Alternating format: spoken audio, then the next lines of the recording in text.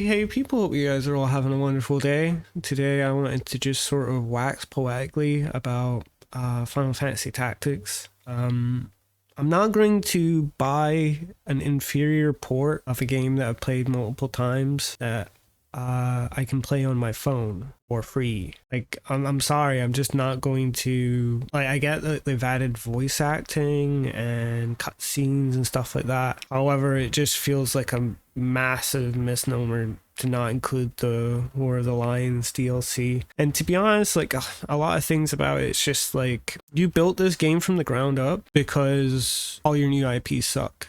I don't know about. Maybe this is subjective, but I don't know, ever since I Am Setsuna, pretty much all the new IPs suck. I know a lot of people like Octopath Traveler. I fucking hate it. I think it's a terrible rendition of the like copycat of the Saga series. But Triangle Strategy, Dio something or whatever, it's like, dude, what the fuck are you guys thinking? You know what I mean? Like, but so yeah, they need to remake this. They need to put a whole division on remaking Final Fantasy Tactics to appeal to an old generation, and it's just let us play the PSP version, you know? I mean, I get that there's a lot of problems with the PSP's sound.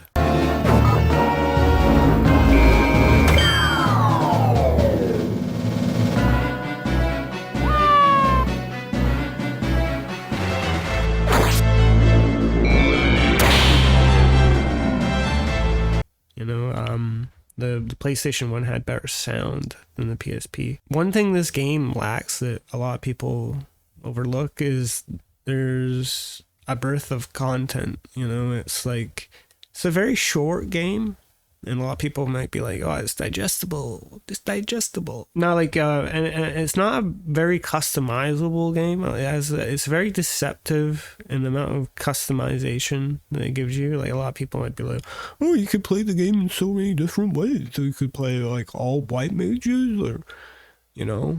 But if you just follow the class progression, it all like sort of funnels into like the same class, which is like calculator or whatever, you know what I mean? It's just, it doesn't have a lot of mechanical depth, and beyond the like obnoxious grind that you have to do in the early chapters to get past the soft locks, the game doesn't have a lot going for it. I feel like it's aged poorly. Like, it's one of those games that you need sort of rose tinted glasses. The start is so slow, and you can only use one class, which is soldier. And I just think it's not aged as great. And probably like a remaster of Tactics Advanced, or maybe a new Tactics Advanced. You know, I know a lot of people don't like that game, but yeah, no, I just feel like this is like a massive waste of development time and cost. I get that we need to appreciate Final Fantasy Tactics, but I don't know, like it's been a long time since the last Drakengard or Nier Final Fantasy or Square Enix somehow made. I like all the Romancing Saga remakes, don't get me wrong, but they're not going to sell. People don't like Romancing Saga. Only I like Romancing Saga, and like the 8 other people in the Discord that, you know. And it's just, it's whatever.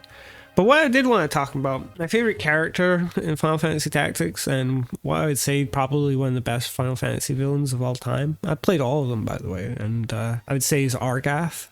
Is a reference to the farmer and the snake. The farmer and the snake is basically an old story. It comes from Aesop's Fables, I believe. So it's about a farmer called Argath who is walking through a winter where he finds a snake who's dying from the cold.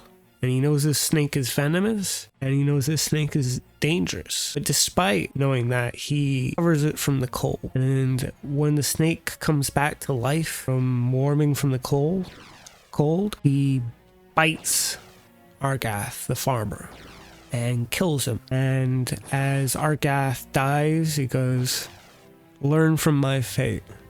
Never trust a scoundrel." And that's where the theming and such of Argath comes. I think he's just a very interesting character. They brought him back for Final Fantasy 14 as a raid boss. It's fucking surreal. Yeah, he is definitely one of the characters that doesn't get as much love as I'd hope. The unfortunate thing about him is that he is away so soon, and I don't really think, like, he's not tricking you. He's pretty much just seems like a normal guy until he's not. You know what I mean?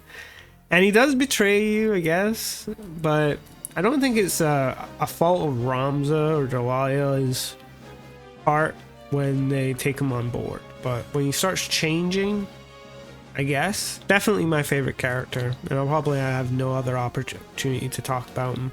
But yeah, I hope you guys have a wonderful day. Sorry for talking bad about your favorite game, and tune in for more of whatever I feel like.